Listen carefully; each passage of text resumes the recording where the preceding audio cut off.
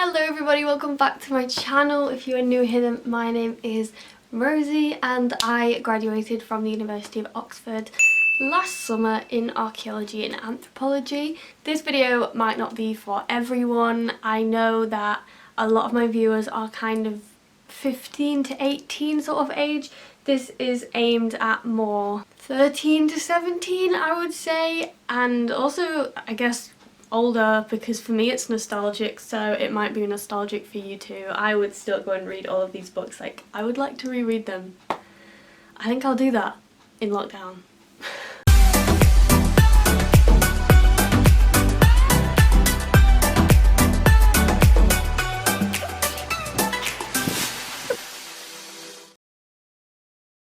I just thought that I would share with you my favourite young adult books, the kind of book series that I was really obsessed with when I was like mostly 14, 15, and a lot of them are films now and TV shows, so maybe you've read them, maybe you've just seen the adaptation, but I really would recommend actually reading the books. So book number one is Noughts and Crosses by Mallory Blackman. This book is part of a saga.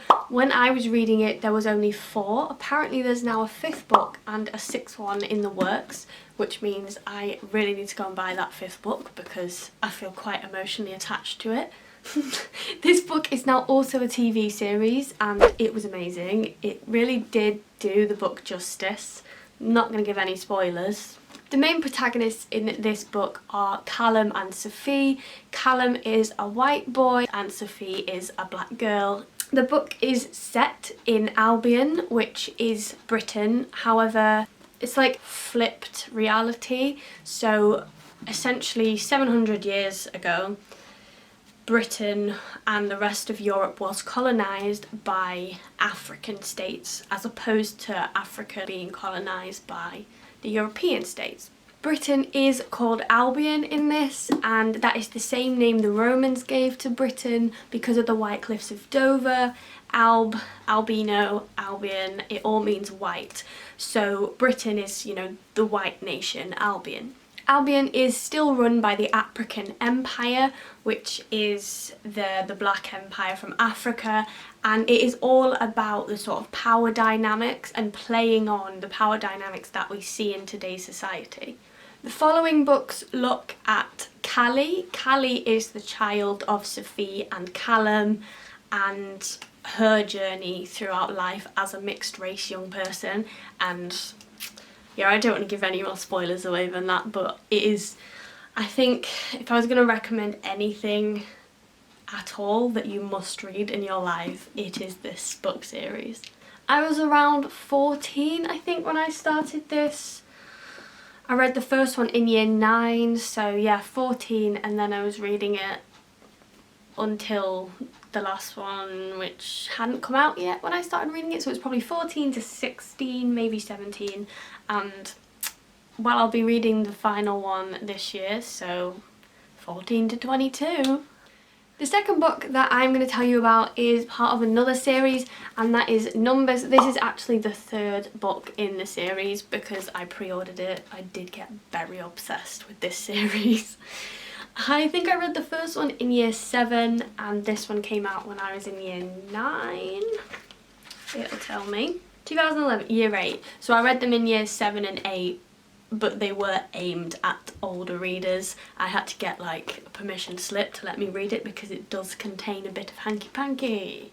Numbers is written by Rachel Ward, and when I say that I was a bit obsessed with it, I really was. I have a business card that I've just found in my drawer. This is book number 2, The Chaos. And there's a message from Rachel Ward. I know. Sad. I have no idea how I got that. Absolutely no idea. The book follows a young girl called Jem. She is, I would say, about 15 or 16 years old, and she has the power to see numbers in people's eyes, and these numbers are death dates. The idea has been done in a lot of things, but yeah, she sees people's deaths in their eyes, and it starts off, I think the first chapter she's at a fairground and she sees the same date in every single person's eyes that are queuing up for the Ferris wheel. and take from that as you will.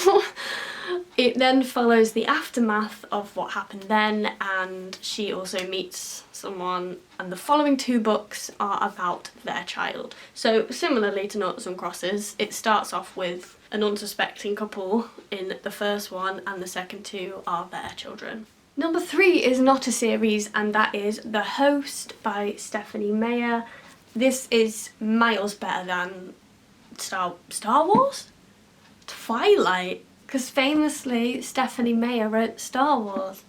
The Host is a film now, and well, I mean, it's been a film for quite a while, but read the book. I think books just do allow more depth into the character, and you do really get a personal feel from reading a book. And the way The Host is set out, it is almost completely a dialogue within the main character Melanie's head. So Melanie is part of a resistance. Earth has been essentially invaded by souls, and these souls need vessels to live, and they basically use the humans, take over their mind, and they survive. So Melanie is part of the rebel, and she was caught. Wanderer, who is a soul, was put into Melanie's body, and the whole book follows their sort of internal relationship, because Melanie's not supposed to fight back and she does. So it is an internal dialogue all the way through, and Wanda, as she's called, Wanderer, starts to get feelings for people that Melanie's loved, and it's a nice big journey. As you can see, it is a thick book. I think this was the first like proper young adult book that I read. Like, the text is, it's quite intimidating if you've never read something older before, if that makes sense. But this is like, it is an adult book, so I would say 14 plus for this one. Again, it's quite distressing at times, and there's also some of the naughty in it. I think there might be in almost every one of it. I was 15 when I read this. I was definitely in year 11. Year 10 at a push, but I think year 11. Coming in at number 4, we have the Mortal Instruments series and also Infernal Devices. They're both series by Cassandra Clare, and they're not like, you don't read one before or after the other. They're kind of intertwined, but they are the same theme. Similar characters come up, but they are separate stories, so you don't have to read them together, but I would recommend doing so. This book, Clockwork Princess, is the third one in the Infernal Devices series.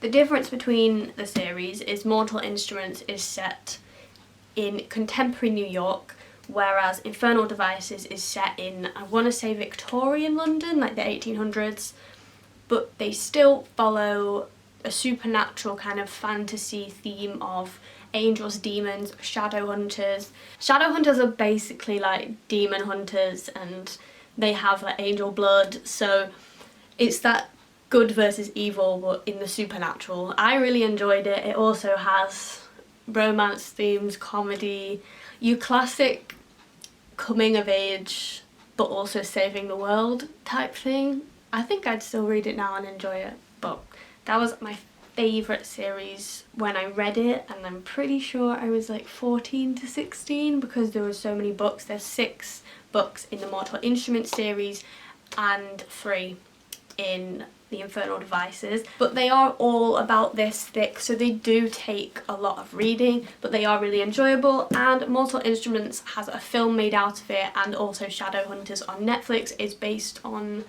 these books. Number 5 is the Angel Trilogy, one you might not have actually heard of because I'm pretty sure there's no adaptations of it, and I'm not sure how I came across it. I think I just found one in my local library and really enjoyed it. But this is book 3. It's in a world where angels come from, like, they've come from a different realm because they've run out of things to feed on, and an angel's halo basically is what they feed on, and they take humans' auras, and then you get what's called angel burn. So the humans again are like rebelling against something. Your classic fantasy, sci-fi, supernatural theme. You're probably sensing a favourite genre here for me. The main protagonist in this series is Willow, who is 16 in book 1. She is half angel, half human, so the angel killers also conveniently in this a teenager called Alex or Alec, I can't remember. Alex, I think. He gets told to hunt her and gets there and realises she has no halo, so he can't kill her because she's not got the thing that harms humans. And then they go on a big mission to try and work out what's going on and tell everyone that, you know, angels don't have to be our enemies. It sounds basic, but I really enjoyed that. I think it got more complex as you go on, though I did read this when I was like year 10 and 11, I want to say. I might go back and read that again, although I've only got the 3rd one. So that is my 5 kind of top young adult series that I absolutely loved as a teenager. However, I thought I would give some special mentions to other books that I enjoyed a lot. One of which was The Woman in Black. This was a really short thriller, which I think I'm going to read again because it's not like a teenage book, it is an adult book, it just happened to be read by me as a young adult. Obviously it's also a film and a theatre show. The book is slightly different to the film, the ending is different, and I actually think the book is scarier than the film, if that's possible. Another series I'm going to recommend, and please don't call me out for being basic, but The Hunger Games. I know the film often lets it down. Some of the characters are portrayed as basically pathetic, whiny little... However, in the book, they're a lot more complex. Peter especially has a much bigger character arc in the book than is portrayed on screen. I think Gale is even more annoying. I know there was this whole like Peter versus Gale thing in the films, but in the books, he's not the most likeable character, and I don't think that comes across brilliantly in the films. He's got sort of a saviour complex, if that makes sense. Like, he's got to be the hero for Katniss and she's got to appreciate that. And in the end he blows it. Oh, that was a really bad pun. Another one that I'd recommend that I don't have here is The Catcher in the Rye.